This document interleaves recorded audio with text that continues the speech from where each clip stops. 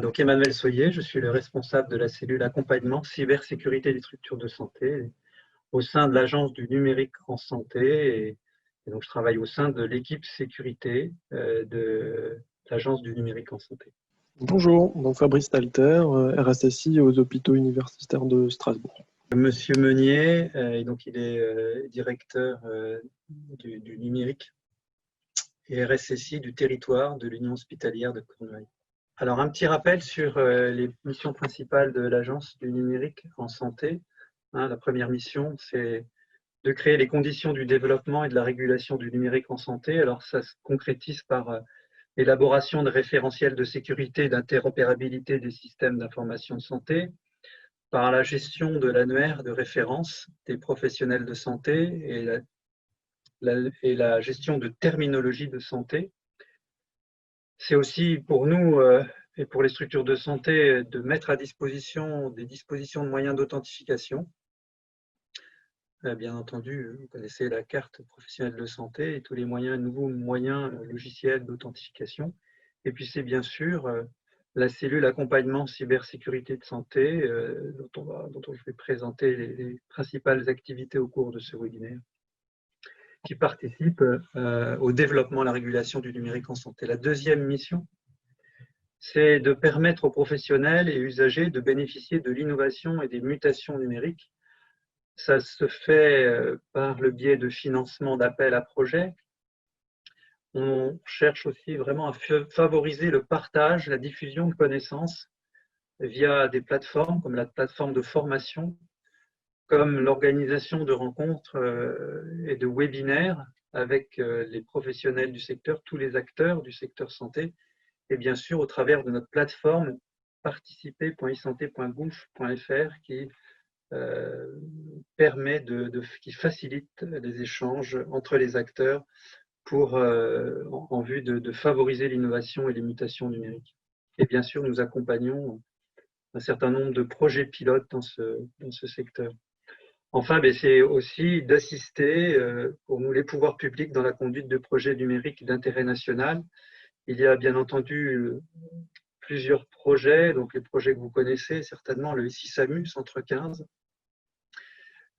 donc un SAMU national sur l'ensemble du territoire, la gestion de l'espace de confiance des messageries sécurisées de santé, la mise à disposition du portail de signalement des événements sanitaires indésirables, et bien entendu aussi le site d'information grand public, santé.fr.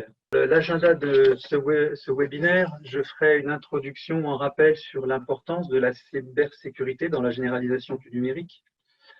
Je parlerai bien sûr des activités de nos missions de la cellule ACSS qui vise à améliorer la résilience des structures face aux actes de cybermalveillance avec 3 axes d'intervention, la gestion des signalements, la prévention et les actions de prévention et d'animation de la communauté des opérationnels de la sécurité, et puis les actions de prévention ciblées qui sont menées depuis 1 an et demi.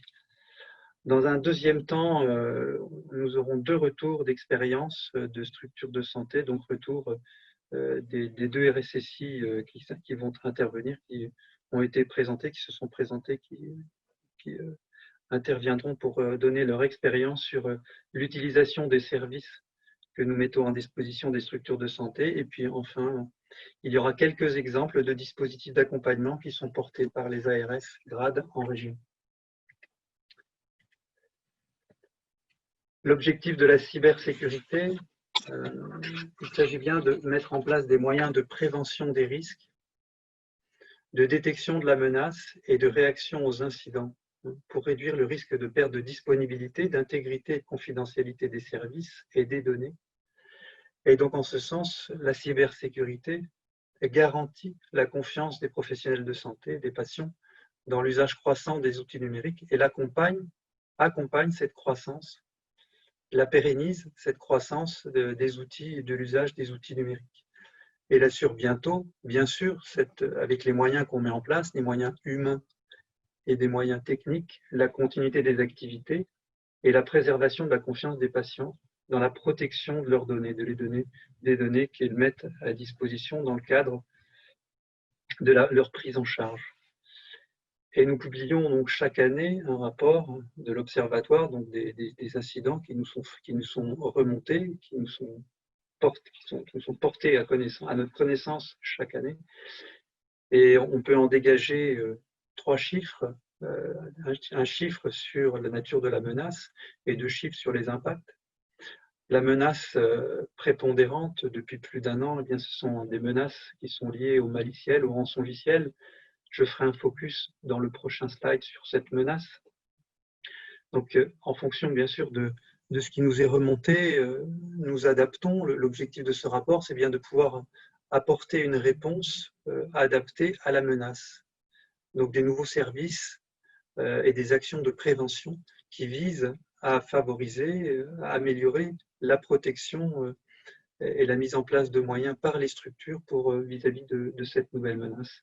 Et donc les principaux impacts, donc sur un incident sur 2 qui nous est remonté, on a un impact sur les informations patients à caractère personnel, en particulier sur la disponibilité, le caractère de disponibilité des données au moment où eh bien, les professionnels, la structure en a besoin pour pouvoir réaliser la prise en charge des patients ou gérer le quotidien du fonctionnement de la structure. Et puis pour presque un incident sur 2, ces structures sont dans l'obligation de mettre en place un fonctionnement dégradé du système de prise en charge des patients du fait de l'impact de l'action malveillante ou accidentelle de l'incident sur les systèmes d'information. Donc ce rapport de l'Observatoire, il présente bien sûr d'autres chiffres et je vous invite à en prendre connaissance si vous ne l'avez pas déjà fait. Il est disponible sur le site isanté.gouv.fr.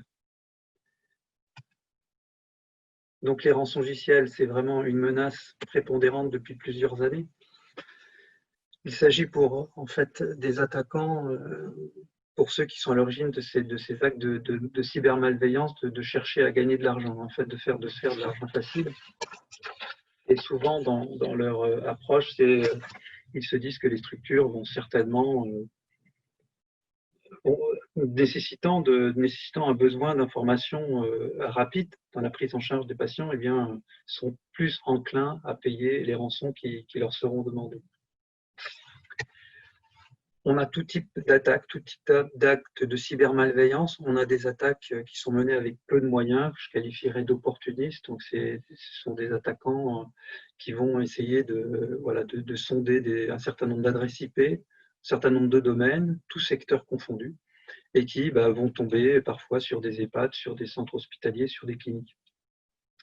Et on a aussi, au niveau de la menace, des menaces qu'on appelle des menaces persistantes avancées, donc des attaquants qui ont beaucoup d'expertise technique, qui ont des moyens et qui cherchent vraiment à toucher de façon durable les moyens de la structure.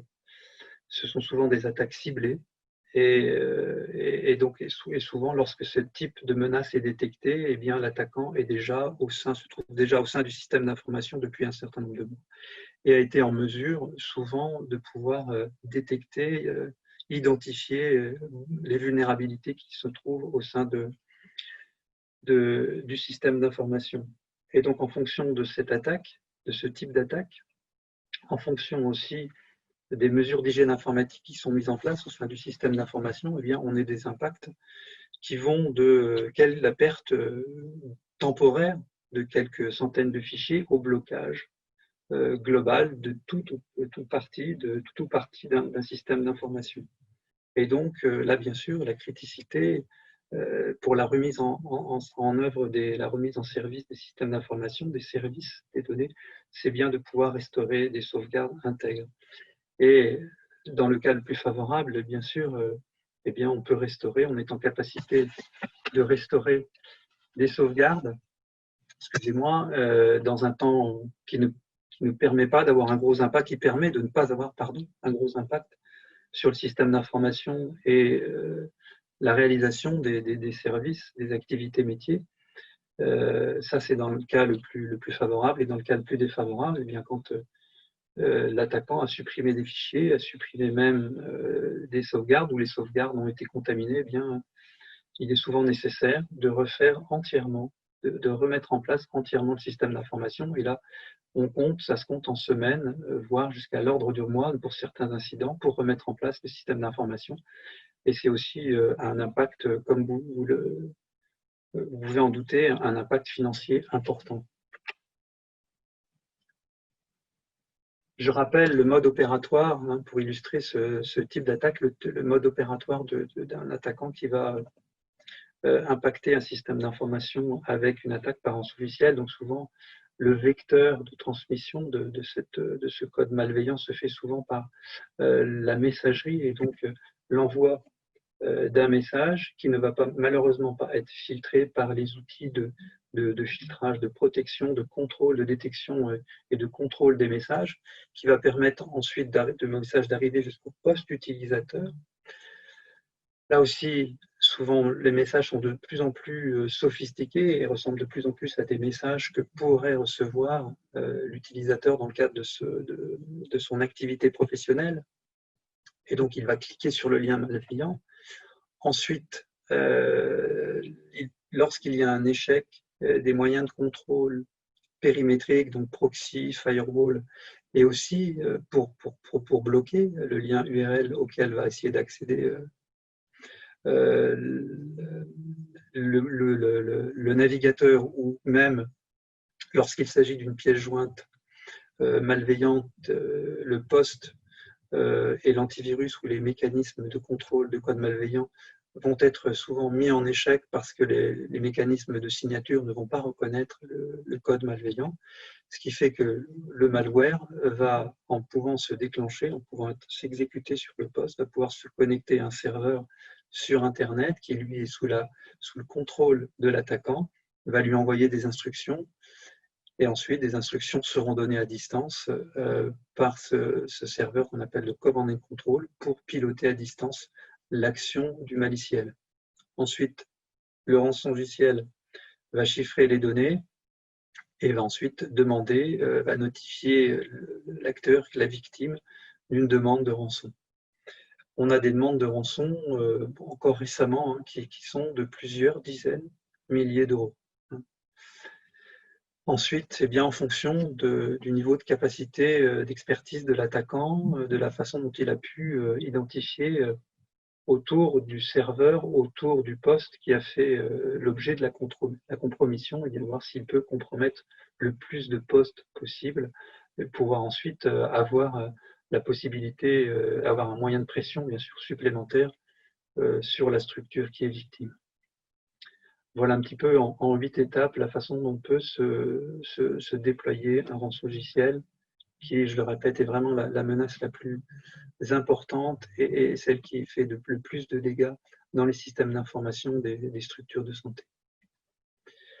Donc nous, comment, typiquement, lorsque vous êtes impacté par ce type de menace, voilà comment le dispositif de traitement des signalements, comment il est déployé. Donc vous utilisez le portail de signalement des événements sanitaires indésirables pour pouvoir déclarer votre incident. Vous êtes invité à y accéder au travers de l'interface. Vous êtes professionnel de santé. Ensuite, vous aurez un certain nombre de vigilances et tout en bas de la page, vous avez la vigilance cybersécurité sur lequel vous cochez incident de sécurité des systèmes d'information. Ensuite, vous aurez un formulaire de déclaration qui est ce formulaire qui est en deux parties. Une partie qui permet de renseigner l'incident sans avoir de compétences d'expertise technique, avec des informations bien sûr sur la nature du déclarant, sur la date, le moment où est survenu l'incident, sur le périmètre de l'incident, le périmètre. Alors typiquement, je ne l'ai pas restitué ici, mais les machines qui ont été impactées, bien sûr un point important, si cet incident a un impact sur la prise en charge des patients, voire sur une mise en danger des patients. Et donc, c'est bien sûr important pour nous d'avoir cette information parce que vous le verrez, elle aura un impact ensuite pour nous sur la qualification de l'incident et le relais que nous devons faire, que nous faisons sur les acteurs en charge de la partie sanitaire. Donc, quand je parle d'acteurs en charge de la partie sanitaire, il y a bien sûr les ARS qui sont aussi informés de cette remontée d'incidents. Mais il y a aussi la DGS en cas d'impact avéré, d'impact potentiel ou avéré et grave sur la partie sanitaire, sur les actions sanitaires de la structure ou des structures impactées. Ensuite, bien sûr, à l'issue de sa déclaration, donc, dans cette deuxième partie de déclaration, dans cette première partie, vous pouvez aussi, c'est là, dans cette partie, vous pouvez solliciter l'accompagnement de la structure, l'accompagnement de l'ANS, de l'Agence du numérique en santé, de la cellule ACSS, dans l'investigation, je vais y revenir après, l'investigation et la recherche de mesures de remédiation pour prendre en charge l'incident et surtout faire en sorte qu'il ne soit plus que l'attaquant, surtout lorsqu'il s'agit d'un incident d'origine malveillante, ne soit pas en capacité de réitérer l'attaque et surtout et donc de mettre en place des moyens de remédiation, d'amélioration de la sécurité qui permettent d'avoir une meilleure résilience de la structure vis-à-vis de ce type de menace. Dans une deuxième partie, je reviens et j'en termine là. Dans une deuxième partie du formulaire, eh bien, vous pouvez apporter plus de précision lorsque vous avez identifié la menace, lorsque vous avez identifié les impacts de cette menace, de cet incident, sur le fonctionnement de la structure, sur les données, sur les patients. Voilà. Et bien sûr, vous êtes invité, lorsque votre déclaration est finalisée, à récupérer la déclaration sous forme PDF. Il y a eu en 2019 près de 400 incidents déclarés, dont 24 EHPAD, 24 structures, au moins 24 structures du secteur médico-social.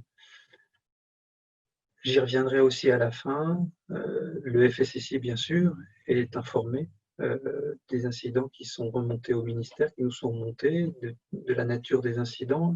Nous réalisons aussi, en fonction aussi de la criticité des incidents, une gestion des priorités. Quand plusieurs demandes d'appui nous sont faites, pour prioriser bien sûr les incidents pour lesquels il y a une mise en danger patient, un impact important sur le fonctionnement de la structure. Et puis, pour les opérateurs de services essentiels, nous en informons l'ANSSI qui elle-même est informée lorsqu'il s'agit d'opérateurs de services essentiels, mais tout ça pour signifier que, j'y reviendrai à la fin, nous échangerons avec l'ANSSI dans le cadre de cette réponse ainsi. Un rappel sur la nature des incidents à déclarer. Il y a une FAQ qui est présente sur le portail Cyberveille Santé qui rappelle la nature, qui donne des indications sur les incidents qui peuvent être déclarés. Alors c'est vrai que dans le décret qui précise les incidents à déclarer, on précise uniquement les impacts. Impact potentiel sur la sécurité des soins, l'intégrité sur la confidentialité, des impacts sur l'intégrité et la confidentialité des données, ou des impacts sur le fonctionnement normal de l'établissement. C'est vrai qu'on ne donne pas de précision, plus de précision technique, surtout lorsque l'origine de l'incident est malveillante, sur ce qu'il est pertinent de déclarer. Et bien là, donc là, je vous présente deux exemples. Je passerai sur la partie perte d'accès Internet, où effectivement, lorsque vous avez une indisponibilité prolongée, donc de quelques heures sur un accès Internet, il est maintenant impossible de ne pas être impacté tant on utilise des applications qui sont hébergées à distance.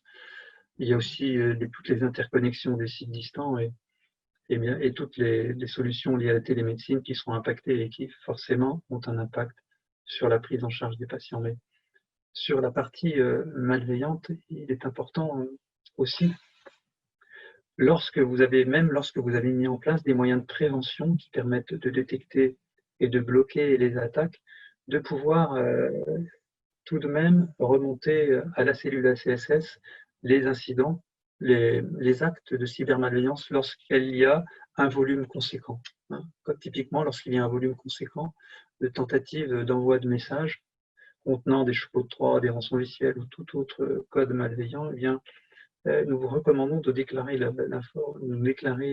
l'incident, la tentative d'attaque, pour que nous puissions faire une analyse de l'attaque et peut-être aussi le corréler avec d'autres remontées d'incidents et ensuite éventuellement d'en lancer, de transmettre une alerte au niveau national.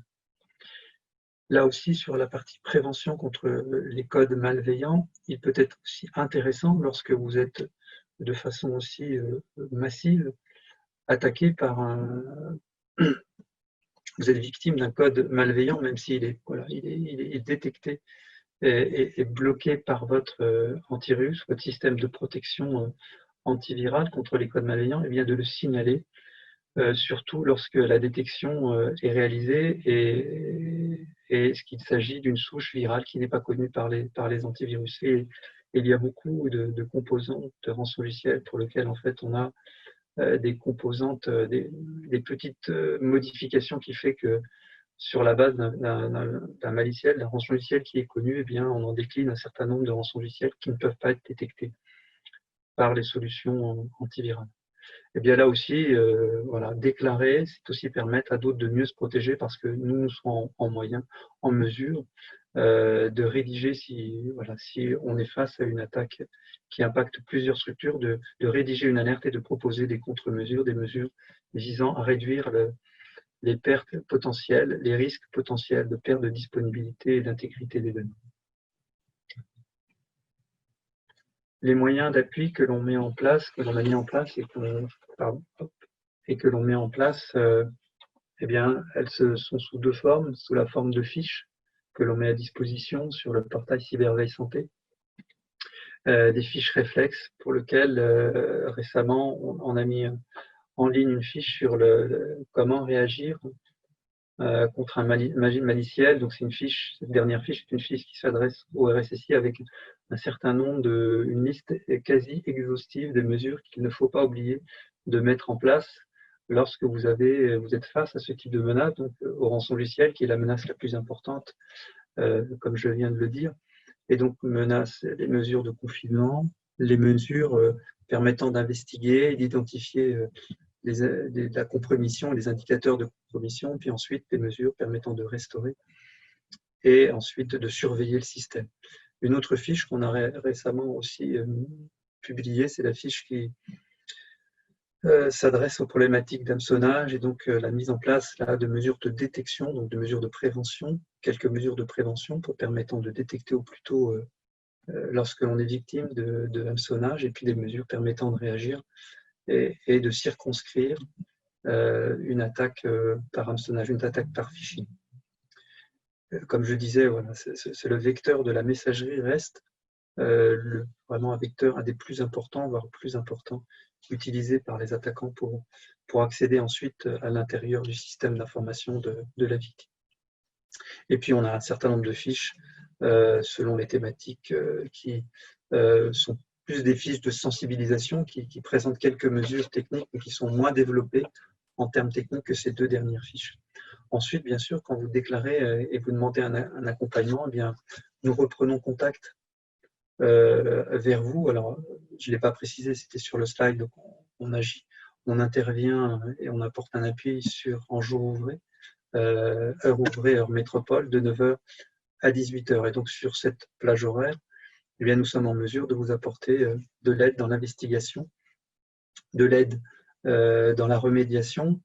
Nous sommes en mesure d'apporter de l'aide dans l'analyse des journaux d'événements, dans l'analyse des souches virales. Vous confirmez ou vous infirmez ou vous proposez un antidote pour déchiffrer les données. Alors, il est rare malheureusement que nous soyons en mesure, principalement sur les derniers rançongiciels qui ont fait l'objet qui ont été déployés massivement, hein, qui ont impacté pas mal de structures, des rançongiciels tels que Sodinovici, eh bien, on ne dispose pas de façon publique de logiciels d'antidotes qui permettent de les déchiffrer. Et donc là, l'objectif, c'est vraiment de pouvoir bloquer rapidement l'activité malveillante et restaurer, rechercher la compromission sur tous les accès, toutes les possibilités de communication avec l'extérieur, et puis ensuite eh bien, remettre en service des systèmes intègres. Les conseils que l'on formule, hein, c'est bien sûr vis-à-vis de l'exposition sur Internet, c'est vis-à-vis du contrôle des flux, vis-à-vis de c'est aussi tout ce qu'on peut mettre en place en termes de cloisonnement interne, en particulier de l'Active Directory, l'organe central de la gestion, souvent donc l'Active Directory dans les domaines Windows, de la gestion des mots de passe, des comptes, des droits au sein du système d'information. Et donc, voilà, l'objectif, c'est bien de pouvoir aussi vous faire des recommandations qui vous permettront ensuite d'être plus résilient vis-à-vis de ce type d'attaque. L'accompagnement, eh bien, ça peut aller d'une journée, mais pour des incidents dont j'ai évoqué les incidents pour lesquels on a un blocage complet de la structure, du système d'information de la structure à cause du chiffrement ou de la suppression de fichiers, voire et du chiffrement des fichiers, mais aussi de l'ensemble des systèmes d'exploitation des souches logicielles du système d'information, de pouvoir vous accompagner si besoin sur plusieurs jours. Deux actions que nous menons, donc principalement des actions de l'ordre de la prévention. Ces actions de prévention, nous les menons, j'en ai déjà parlé, au travers du portail Cyberveille Santé, qui est le moyen principal que nous utilisons pour informer les structures de santé sur l'état de la menace de cybersécurité. Beaucoup d'entre vous le connaissent, on y publie régulièrement des bulletins d'information sur des vulnérabilités de logiciels classiques, hein, ce qui peut impacter typiquement système Windows, tout ce qui concerne des logiciels Microsoft, aussi des routeurs comme Cisco, Palo Alto, enfin tous les équipements de sécurité qui peuvent être impactés, enfin qui peuvent faire l'objet d'une vulnérabilité critique et qui nécessitent une mise à jour de sécurité dans des délais raisonnables. Et puis, on y publie aussi des vulnérabilités, des bulletins sur des vulnérabilités de dispositifs médicaux, de logiciels de santé.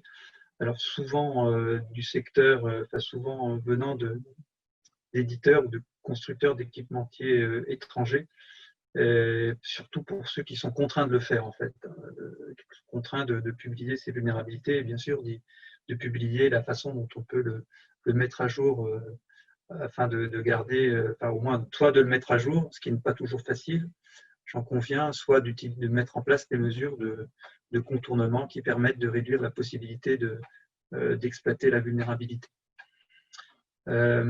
Ensuite, on a en moyenne sur ce portail donc 250 visiteurs journaliers. On a eu des pics importants lors des crises du mois de mai, mars-avril, de la crise Covid, parce qu'il y a eu une activité aussi plus importante en matière de cybermalveillance utilisant la crise sanitaire et jouant sur tout ce qui pouvait être exploitable, en particulier les peurs et autres liées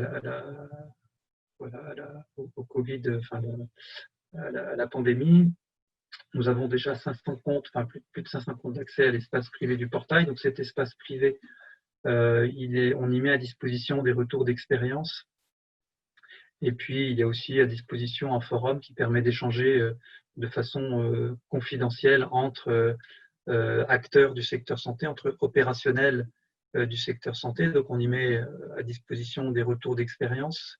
On y a mis récemment un retour d'expérience sur une attaque par hameçonnage qui était intéressant de partager et qui décrit la façon dont l'attaquant a procédé et les mesures qui ont été mises en place pour pouvoir, par la structure pour pouvoir cloisonner et bien contraindre et limiter l'impact de cette tentative d'hameçonnage et de virement et de tentative de récupération frauduleuse d'argent.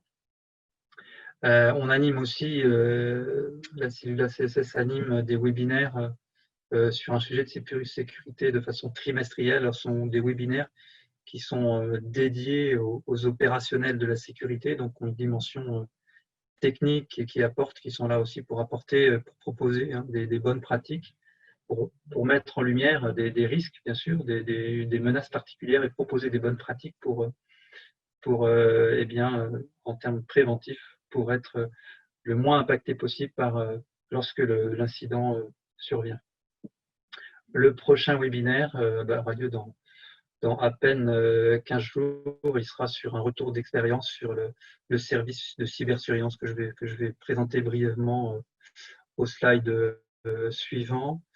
Voilà, et on essaye donc de faire un éclairage sur vraiment sur des événements, des faits d'actualité et aussi de pouvoir apporter des informations les plus accessibles possibles aux acteurs pour gérer la sécurité et répondre de façon plus efficace possible aux incidents.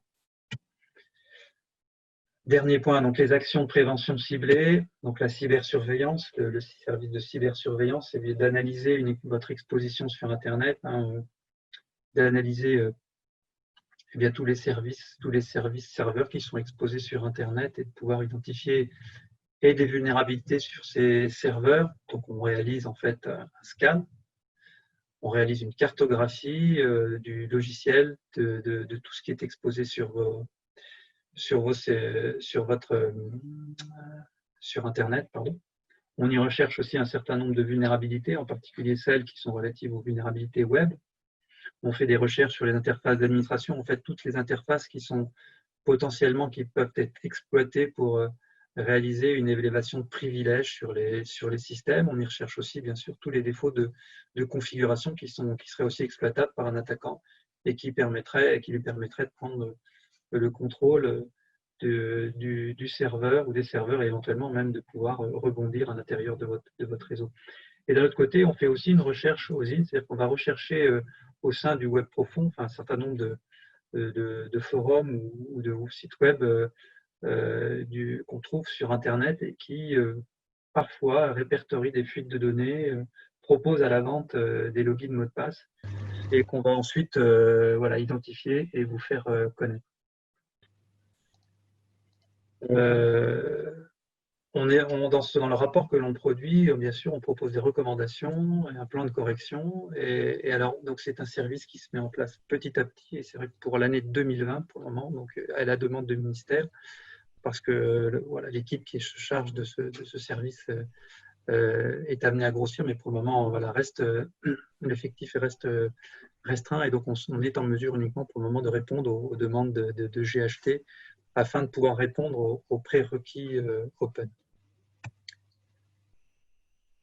La remontée en fait, suite à notre retour d'expérience sur les signalements et les incidents d'origine malveillante auxquels les structures sont confrontées, on a mis en place un certain nombre de services proactifs dans la prévention, dans l'identification au plus tôt des activités malveillantes.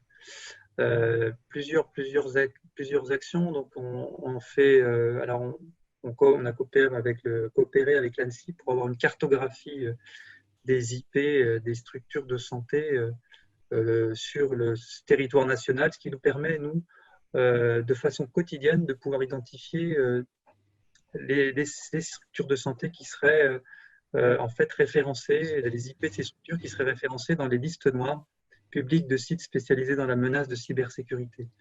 On a déjà informé plus d'une trentaine de structures. Souvent, il s'agit d'une activité malveillante liée à un botnet, liée à du spam ou des tentatives d'attaque par force brute. Eh bien, qui souvent peuvent être réalisées lorsque le serveur est compromis sous la responsabilité de la structure. Voilà, donc ce service est bien sûr toujours, c'est quelque chose que l'on fait quotidiennement. Donc on sonde chaque jour ces listes noires qui sont mises à disposition aux acteurs de la cybersécurité et qui nous permettent ensuite, nous, de vous alerter, de vous envoyer par mail une alerte. On a mis en place plus récemment, et c'est toujours en phase de test, un mécanisme, un service en ligne de test de la messagerie.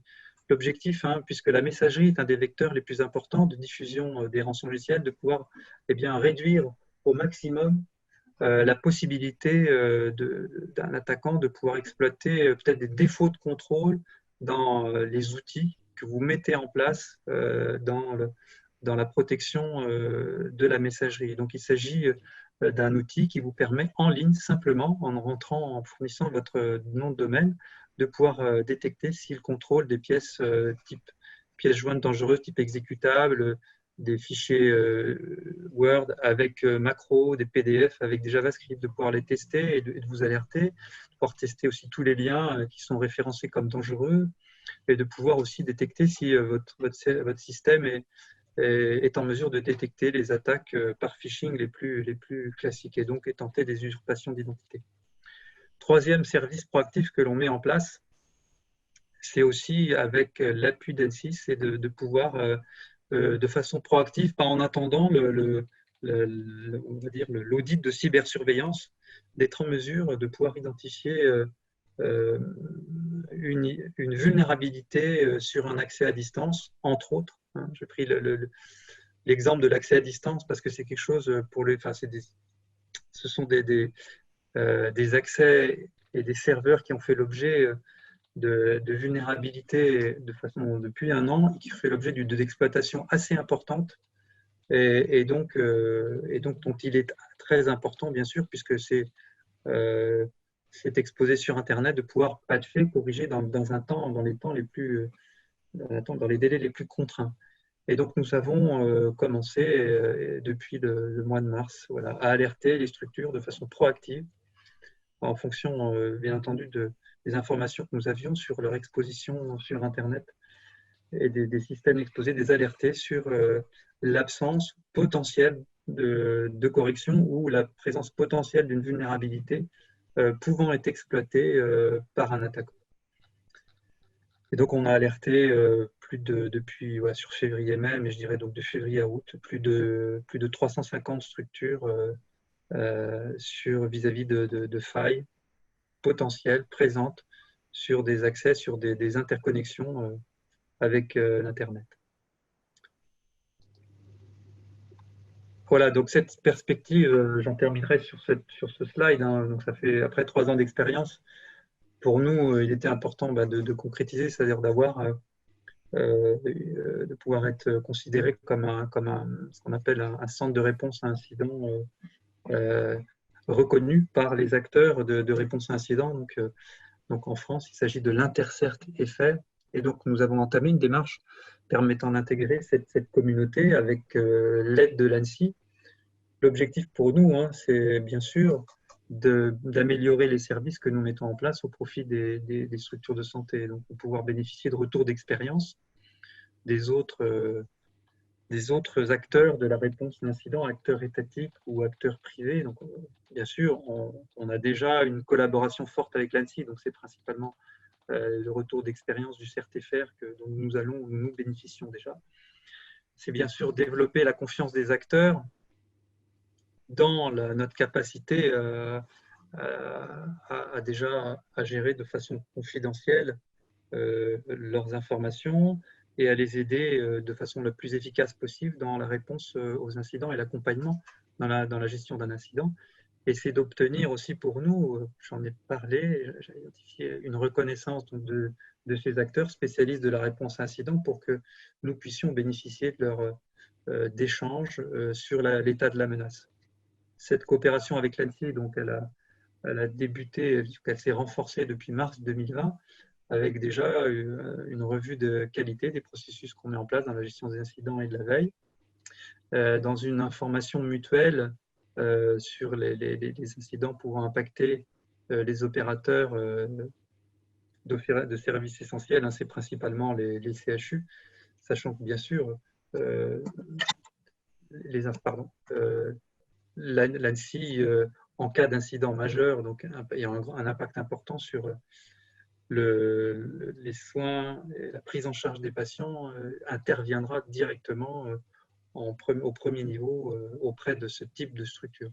Ensuite, bien, nous échangeons de façon quasi hebdomadaire des indicateurs de compromission, donc sur des IP, des noms de domaine, des empreintes numériques de codes malveillants, ou tout ce qui nous permet à nous de pouvoir identifier des nouvelles menaces et ensuite de vous en informer.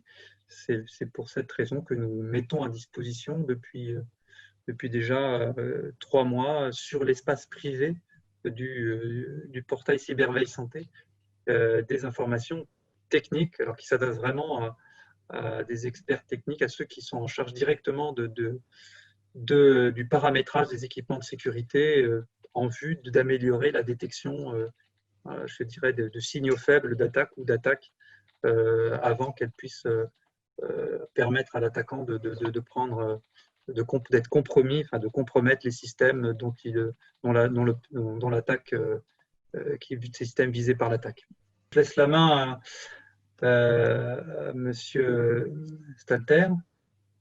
Donc moi, je vais essayer de vous présenter une méthode d'utilisation ou la manière surtout dont on a utilisé les différents services qui viennent d'être présentés. Mais en premier lieu, en guise d'introduction, je vais illustrer un peu le partenariat que l'on a avec la cellule Axe. Et j'ai utilisé pour ça un schéma de l'ENISA qui décrit les principales menaces qui pèsent sur un système d'information hospitalier pour ce qui me concerne. Et donc le partenariat avec la cellule Axe est essentiellement orienté sur les actions malveillantes. On peut faire d'autres choses, mais en ce qui nous concerne, c'est surtout sur ce sujet-là que l'on travaille. Pour différentes raisons. Ça a été dit avant, 43% d'incidents signalés d'origine malveillante, ça représente donc une part importante de notre activité. C'est aussi une menace ou des menaces même qui sont évolutives, qui nécessitent de s'adapter en permanence, de mettre à jour régulièrement nos plans de prévention. Et c'est une menace complexe, comprendre par là qu'on a du mal tout seul à acquérir toute l'expertise nécessaire sur l'ensemble de la surface d'exposition de notre système d'information. Du coup, assez rapidement, la cellule Axe est devenue pour nous un partenaire stratégique, au même titre que d'autres, que sont l'ANSSI et autres. Sur la diapo suivante, donc parmi les services que nous utilisons, je pense qu'on doit être plutôt un bon client parce qu'on en utilise pas mal, peut-être même tous. Alors j'ai distingué en prévention et réaction. Je préciserai sur l'ensemble des services sur la prévention, comment on les utilise un tout petit peu plus loin. Mais quelques mots d'abord sur la réaction et donc le portail de signalement et surtout tout le process qu'il y a derrière. On a dû procéder depuis l'obligation de signalement à une dizaine de signalements d'incidents.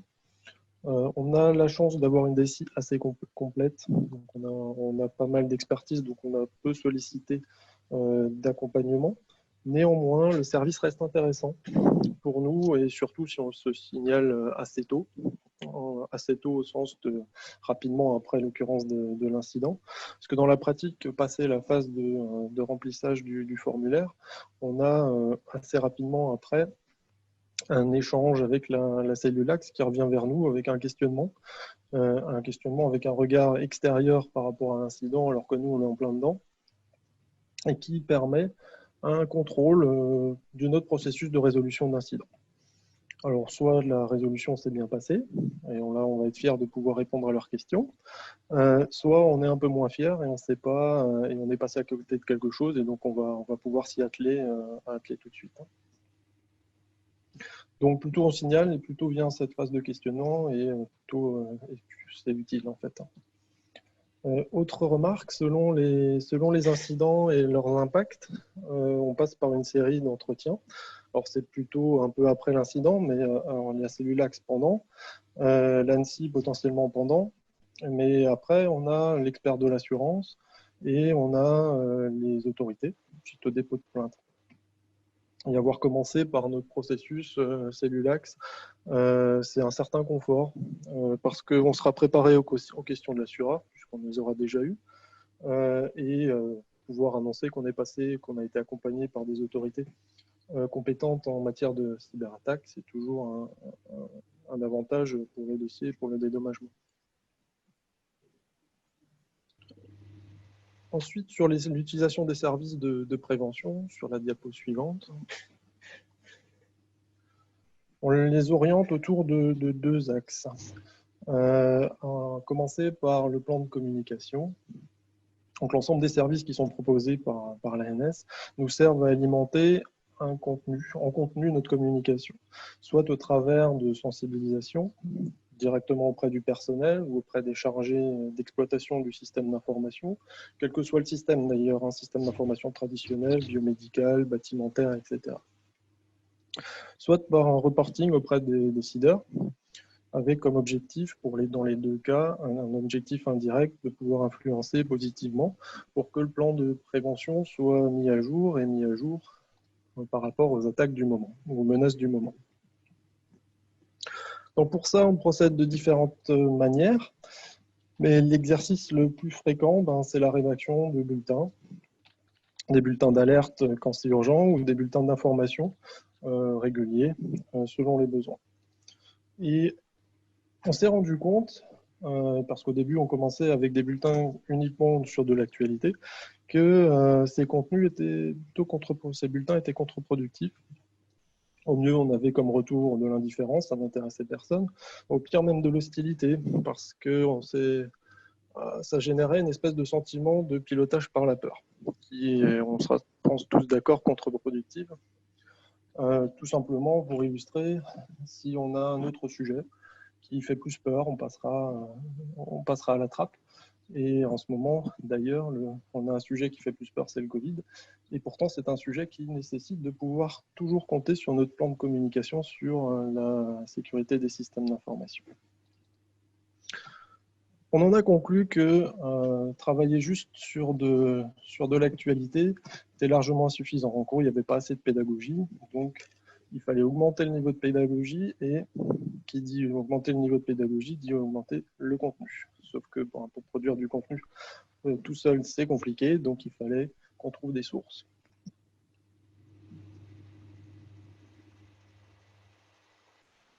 Donc nos bulletins ont finalement évolué. Il y a toujours de l'actualité, évidemment, puisque ça reste un canal important, mais l'actualité, il manque en général de la précision et il manque de l'évaluation de risque pour donner une information à peu près complète. Donc dans nos bulletins, on essaye d'ajouter du retour d'expérience pour se convaincre que ces sujets peuvent vraiment arriver, c'est pas que dans la presse, qu'on peut y rajouter des indicateurs. Ça peut donner une information sur la vraisemblance de la menace. Donc on va se convaincre que ça arrive souvent ou pas souvent. On peut y ajouter les résultats des audits, donc pour son niveau d'exposition, son niveau de vulnérabilité par rapport à une menace précise. Là, on va évidemment essayer de se convaincre que ça peut vraiment arriver chez nous. Et une fois qu'on a convaincu, il faut tout de suite apporter de l'information sur mais qu'est-ce qu'il faut qu'on change et comment il faut qu'on se sécurise. Et donc là, on a par exemple les fiches pratiques qui répondent très bien à ce besoin. Donc on n'a jamais évidemment tout ce qu'il faut pour proposer le parfait bulletin ou la parfaite communication, mais avec tout le contenu qui est proposé, on arrive à s'en sortir pas trop mal et à intéresser un public de plus en plus nombreux chez nous. Pour le reporting, l'exercice qui est également délicat, peut-être revenir encore sur la précédente. Oui, pas de souci. Exercice délicat parce qu'il nécessite à la fois d'intéresser des acteurs en passant des messages clés à des décideurs qui n'ont pas toujours envie de connaître les mauvaises nouvelles, mais l'approche est la même. Donc c'est un état de la menace. Donc là, on peut dire merci aux indicateurs qui sont produits. Et c'est un état des vulnérabilités du système d'information. Et ça juste, ce que j'expliquerai juste après, c'est l'offre d'audit, par exemple. En combinant les deux, nos décideurs ont une à peu près bonne idée des risques du moment. Et donc, sur la diapositive suivante, c'est l'autre grand axe d'utilisation des services proposés. C'est le plan de contrôle. Donc là, il y a deux types d'audits qui sont proposés. Ça a été expliqué avant, l'audit d'exposition externe et l'audit de la messagerie. On pourrait se dire peut-être que deux types d'audits sur tout un système d'information de CHU, ça peut faire un peu léger. On en fait d'autres par ailleurs, mais l'intérêt, comme on ne peut pas tout contrôler, c'est d'adapter ces audits, ce plan de contrôle, aux menaces. Et là, on se rend compte qu'on n'est pas trop mal. Si on prend les indicateurs qui ont été publiés sur le premier semestre, on se rend compte que les principales menaces sont code malveillant, compromission de système et messages électroniques malveillants. Du coup, avec un contrôle sur l'exposition externe et un contrôle sur la messagerie, on est plutôt pas mal en termes de contrôle des menaces. Si on a un doute, on peut aussi regarder ce que d'autres ont fait. Et nos collègues australiens ont produit, courant de l'année, en juin dernier, un retour d'expérience, parce qu'ils ont eu pas mal de cyberattaques. Et ils ont, dans ce retour d'expérience, précisé qu'ils auront identifié qu'en premier lieu, les attaquants testaient les serveurs exposés sur Internet. Et si ça n'arrivait pas à rentrer par ce biais-là, ils envoyaient des courriels malveillants. Donc, on est à peu près dans le scope. Les menaces du moment, c'est exposition externe et messagerie. Et contrôler ces deux aspects-là, c'est, je pense, plutôt une bonne idée. Voilà un peu sur les différents usages et la combinaison que l'on fait pour utiliser tous ces services, pour en sortir quelque chose qui va pouvoir influencer en interne positivement et nos décideurs et nos équipes en charge de l'exploitation. Voilà. Merci, M. Pelter. Bonjour à toutes et à tous. Donc, je suis Arnaud Meunier, je suis le RSSI de l'Union hospitalière de Cornouailles. Et récemment, donc, nous avons eu un incident de cybersécurité qui a touché un EHPAD. Et donc, je vais vous présenter en quelques diapositives l'accompagnement que l'on a eu de la cellule Axe. Déjà, vous dire un petit mot sur le contexte. Le contexte, c'est que ici, on est dans un contexte sécuritaire embryonnaire. C'est une création de poste, la création du poste de RSSI. Donc, elle n'existait pas par le passé. Et on est en train de mettre en place donc une DSI de territoire qui se met en place progressivement au niveau des 3 établissements membres du GHT. Donc, on peut dire que on peut pas dire qu'on est totalement prêt à supporter donc des attaques de type rançongiciel. Et pourtant, c'est ce qui nous est arrivé le 7 mai dernier. Donc, diapositive suivante, s'il vous plaît. Le 7 mai dernier, un EHPAD pour lequel on a découvert qu'on n'était même pas en convention, mais on avait une direction générale dont un des membres est aussi directeur de l'EHPAD. Donc, il nous a été demandé d'intervenir dans un contexte où la configuration informatique de l'EHPAD est peu maîtrisée et peu sécurisée, puisque la connexion à Internet se fait via une box ADSL. Et donc, on a été confronté à intervenir sur un site mal connu, dont le niveau de sécurité est très faible. Et tout de suite, donc, on a signalé l'incident à la cellule Axe. Et 1 heure plus tard, donc, elle nous a contactés pour faire un premier diagnostic. Donc, c'était extrêmement rapide. Et ensuite, la prestation en fait, s'est déroulée de la façon suivante. Ils ont donc suggéré d'utiliser un outil d'analyse. Cet outil d'analyse a permis donc d'établir un diagnostic. Ce diagnostic qui est suivant, c'est que l'attaquant ou les attaquants, puisqu'ils étaient plusieurs, les attaques remontaient d'ailleurs 1 mois avant la mise en œuvre du rançongiciel. Donc les attaquants sont passés par une faille au niveau du protocole RDP et pas de filtrage au niveau de la box. Donc vous voyez, tout passait directement et la box était configurée pour directement aller sur l'AD. Donc l'AD a été compromis.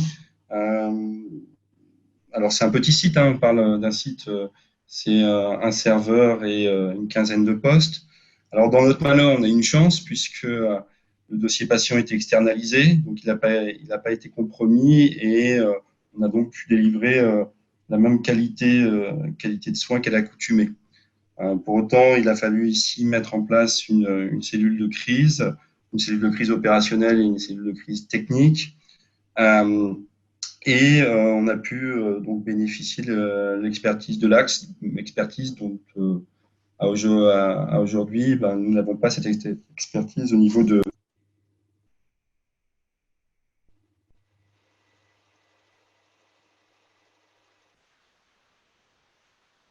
Ah, je crois qu'on a été coupé. Ouais, Oui, effectivement. Ouais, c'est mon ordinateur qui s'est mis en veille et donc ça a coupé. Vous m'entendez là? C'est bon? Oui. Oui, très bien. D'accord. Et donc ça s'est traduit par un plan d'action une fois que la compromission a été identifiée, avec une proposition adaptée à un petit site comme un EHPAD qui n'a pas beaucoup de moyens, avec la mise en œuvre d'un firewall open source. Et donc on a eu l'ensemble de la chaîne, on va dire, de l'analyse au diagnostic et au plan d'action. Donc autant dire qu'on a été extrêmement satisfait. Là où on devait, je veux dire, nous faire face à dans l'agenda, on était le 7 mai, donc c'est un jeudi, on était en veille d'un grand week-end, et face à comment dire, des contraintes organisationnelles d'agents qui ne peuvent plus être disponibles parce que le week-end démarre. Donc ça a été très très précieux. Et in fine, vous voyez, 7 jours plus tard, on a pu clôturer l'incident. Donc le bilan pour nous et pour notre type de structure, compte tenu du contexte, bah, il est extrêmement positif puisque quand on se retrouve dans cette situation à avoir tout bloqué, bah, on a eu de la réactivité, c'est ce qu'on attendait. On a eu de la réactivité, de l'expertise. Et puis, bah, force est de l'admettre, compte tenu des finances du RSSI, la gratuité du service proposé par l'Axe rentre aussi en ligne de compte. On a d'ailleurs pu donc continuer notre travail avec l'Axe au travers d'un audit cyber qui rentre dans les prérequis, le prérequis 2.5 d'Open. Et là aussi, ça nous aide bien. Alors, c'est un peu osé d'en demander plus, tant déjà la qualité a été au rendez-vous, mais on aurait pu effectivement, si on va aller chercher dans les détails des détails, mais et là je le présente dans une logique vraiment d'amélioration d'un service déjà excellent, c'est que la méthodologie nous soit présentée. On aurait pu aussi avoir une restitution et des recommandations de bonnes pratiques, et puis une formation pour gérer ce type de risque. Mais là encore une fois, c'est vraiment pour aller demander le nec plus ultra, et on a été extrêmement bien accompagné. Et j'en profite pour remercier Lionel Pratt qui nous a accompagnés. Et donc, merci à toute l'équipe. Voilà. Non, merci, c'est intéressant comme acte effectivement d'amélioration. Merci. Oui, bonjour à toutes et à tous. Donc, je suis Gilles Laroche, je suis chef de projet au sein du GCS e-Santé Bretagne, également BPO. Et effectivement, depuis 2012, nous accompagnons les structures de santé de notre région à la sécurité du système d'information et à la protection des données. Et en fait, ce que nous proposons aux différents acteurs, c'est 5 choses. C'est d'une part quelque chose qui est très important pour nous, c'est l'échange entre eux, entre les différents RSSI et DPO des structures de santé de la région, que ce soit des structures publiques, privées, également des centres d'imagerie, des représentants également de laboratoires d'analyse médicale. Donc voilà, ce qui est très important, c'est créer des liens entre eux, avoir un petit réseau, échanger donc autour des enjeux, des évolutions réglementaires, également on échange sur des retours d'expérience. Donc voilà, on le fait 4 fois par an. Et ensuite, ça crée des liens entre eux. Donc il y a des listes de diffusion, donc ils s'échangent beaucoup de choses. Autre chose que nous proposons, c'est de se former. Alors en assistant à des événements, des ateliers, des webinaires. Par exemple, On a fait des ateliers sur l'hébergement de données de santé, à la fois sur le volet juridique et avec des industriels. On a également fait une journée sur la sécurisation des systèmes d'information médico-techniques, sur l'identité numérique également, et puis on a fait un bilan RGPD il y a 1 an. Autre proposition, c'est que leurs professionnels soient sensibilisés. Donc là, on est plutôt sur des sessions et des campagnes de sensibilisation numérique, alors que ce soit du test de phishing ou alors des modules en fait de sensibilisation, des vidéos quiz. Enfin, on leur met à disposition également une base documentaire, voilà, sur laquelle ils peuvent s'appuyer, des modèles de documents, des tasses réglementaires, des rapports.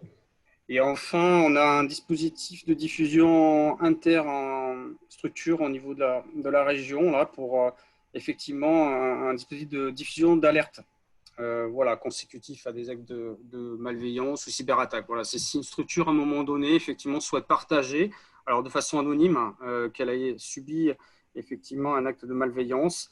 Voilà, ça permet que les autres structures soient informées de ces actes de malveillance ou de cyberattaque en cours, quoi. Voilà.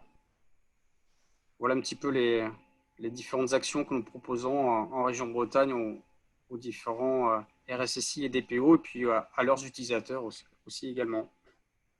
Merci beaucoup.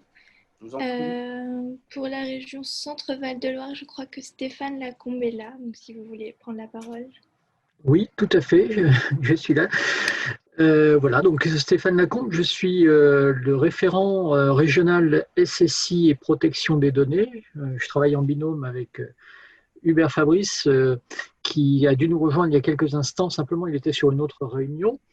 Donc, c'est vrai qu'au niveau de notre région, nous sommes en plein développement de services par rapport aux établissements sanitaires et médico-sociaux. Donc, il y a bien sûr le site portail du GIP e-santé centre qui présente des pages d'information SSI et RGPD, enfin protection de données, dont vous avez les liens qui sont apparus à l'écran.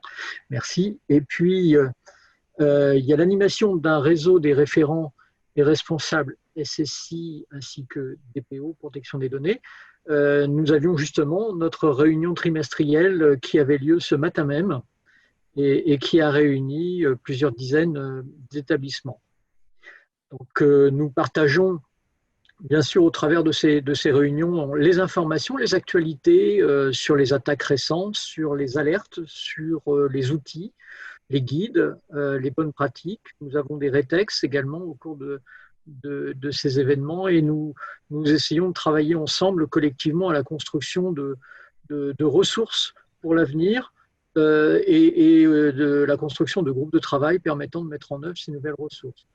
Donc, une de ces nouvelles ressources, et je dirais l'épine dorsale, c'est l'ouverture aujourd'hui même d'un espace collaboratif accessible depuis le portail du GIP e-santé centre qui permettra au quotidien la publication des actualités de veille SSI, de mettre en commun, de mettre à disposition des ressources documentaires dans une logique d'échange et d'entraide, l'animation de groupes de travail et de groupes projets. Donc, c'est effectif depuis maintenant. Voilà. Et donc, nous sommes également relais régional à l'accompagnement des incidents SSI. Nous en avons d'ailleurs eu un petit à traiter récemment. Et puis, dans un proche avenir, nous allons travailler avec les établissements de notre région sur la mise en place de solutions de sensibilisation qui passeront sans doute, mais pas que, par une plateforme de sensibilisation. Nous avons fait toute une série de tests sur différents produits au cours de l'été. Donc, moi, je suis RSSI donc, du GCS Cézanne, donc le grade Île-de-France. Donc, on intervient sur plusieurs domaines, donc une équipe de 4 RSSI, et donc on se déplace dans les établissements, enfin un petit peu moins en ce moment, on fait beaucoup de Teams, mais on essaye d'avancer quand même. Donc, sur différents axes, donc le socle documentaire SSI, donc ça c'est quelque chose qui est maintenant bien répandu avec les PSSI dans les établissements, on travaille sur les analyses de risque, on a un outil d'analyse de risque centralisé chez nous, qui nous permet, nous, de mener les analyses de risque dans les établissements ou de proposer un accès à ce service pour certains établissements, à cette solution pour certains établissements. Donc, ils peuvent mener leurs analyses. Donc, l'outil qu'on a pris qui est Géry Risk Manager. On a également un outil de cartographie du SI que l'on a mis en place aussi pour permettre de savoir quoi sécuriser. Donc, c'est un service aussi qu'on propose à l'ensemble des établissements, donc soit de faire la cartographie pour eux, soit de leur donner un accès à l'outil pour leur permettre de la faire eux-mêmes. Sur la partie plus technique, on propose d'utiliser la solution Blue Files. Alors, on ne la fournit pas gratuitement aux établissements, mais on fait des achats communs, ce qui nous permet de réduire les coûts. Et donc, bon, je passe 2 commandes par an pour avoir des licences à des coûts bien inférieurs à ce que pourrait avoir chacun des établissements. Pour ce qui est des scans de vulnérabilité, c'est pareil, on a donc une plateforme centrale qui nous permet à la fois de faire des scans externes, donc sur la partie exposée, mais ça fait un peu redondance avec ce que propose la cellule Axe. Et on peut également faire des scans de vulnérabilité internes avec le dépôt soit d'une VM dans l'infrastructure de l'établissement, et donc on pilote les scans, soit pour ceux qui n'ont pas besoin d'une récurrence de scan de vulnérabilité, qui n'ont pas besoin d'une redondance de scan de vulnérabilité, on a un boîtier mobile et on se déplace donc d'établissement en établissement avec ce boîtier mobile. On a depuis 2 ans aussi initié des audits réseau, donc qui sont pris en charge complètement par Cézanne, et donc on a une mission, un prestataire qui intervient dans les établissements pour faire un audit réseau sur une période de 3 semaines. Des tests d'intrusion aussi, alors on ne fournit pas les tests d'intrusion pour l'ensemble de nos adhérents, mais on fait des tests d'intrusion sur un échantillon d'adhérents chaque année, donc pour permettre de mesurer au niveau de la région l'évolution de la sécurité. Sur la partie sensibilisation, des choses assez classiques comme des affiches, donc des campagnes de sensibilisation en lien avec des tests de phishing. On peut déclencher des tests de phishing dans les établissements adhérents directement, donc à partir d'un outil également centralisé. On a repris l'excellente idée du GCS Pays de la Loire, de l'Escape Game SSI. Et donc, on va commencer à le déployer le mois prochain, donc dans un premier établissement de la région. Et là, on finalise, donc on a sélectionné un prestataire pour pouvoir organiser des exercices de cybercrise dans les établissements. Voilà, on a également souscrit auprès d'un prestataire de réponse à incident pour permettre aux adhérents qui auraient des problèmes de sécurité de pouvoir faire intervenir un prestataire rapidement. Et on a également depuis le début de cette année mis en place une newsletter et des listes de diffusion d'alertes, soit par mail, soit par téléphone. Voilà, et on a donc également un accompagnement sur la conformité RGPD, puisqu'on a aussi des notions quand même de sécurité liées à la protection des données. Bonjour à tous, donc Oriane Lemel, référente régionale pour la sécurité des SI en Pays de la Loire.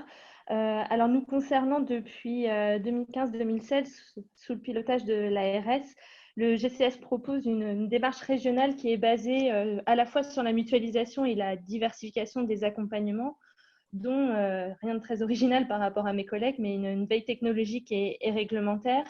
On opère aussi un appui et un soutien aux structures en cas d'accident en se faisant également relais des alertes nationales. On a mis à disposition de certaines structures des dispositifs de protection des équipements biomédicaux pour les protéger des attaques virales. Nous avons également une base documentaire régionale qui comporte des guides et des modèles de documents à contextualiser par les structures. Et on dispose également d'accompagnements qui sont centrés essentiellement sur l'humain, avec des formations à destination des RSSI, des dirigeants de structures. Cette année, on a particulièrement fait un focus sur le secteur médico-social. On propose également des webinaires pour les équipes SI sur des sujets un peu plus techniques. Et on organise des journées régionales qui permettent de fédérer les acteurs. Et enfin, dans nos outils phares, nous avons des outils de sensibilisation avec des affiches un petit peu humoristiques et percutantes. On propose également des vidéos de format court basées sur une initiative de l'APHP. Et plus récemment, comme le citait Rémi, je t'en remercie, un escape game qui est pour nous une manière ludique d'impliquer les apprenants et ainsi améliorer l'appropriation des bonnes pratiques. Nos structures sont formées et deviennent autonomes dans sa mise en place. À aujourd'hui, nous avons plus de 400 personnes sur la région qui ont pu bénéficier d'une session de jeu d'escape game pour sensibiliser à la sécurité numérique. Merci à tous. Merci surtout aux deux RSSI qui ont accepté de participer et de présenter leur retour d'expérience. N'hésitez pas, comme tu viens de dire, à proposer des sujets de webinaire si vous souhaitez qu'on intervienne sur d'autres sujets sur la cybersécurité, sachant que bien sûr des webinaires techniques, entre guillemets, plus techniques, à destination des opérationnels, sont organisés directement par la cellule Axe, mais bien sûr au nom de l'ANS en même temps, une fois par trimestre. Merci à tous. Oui, merci à tous, merci aux intervenants et puis merci à tous pour vos questions et puis à très bientôt.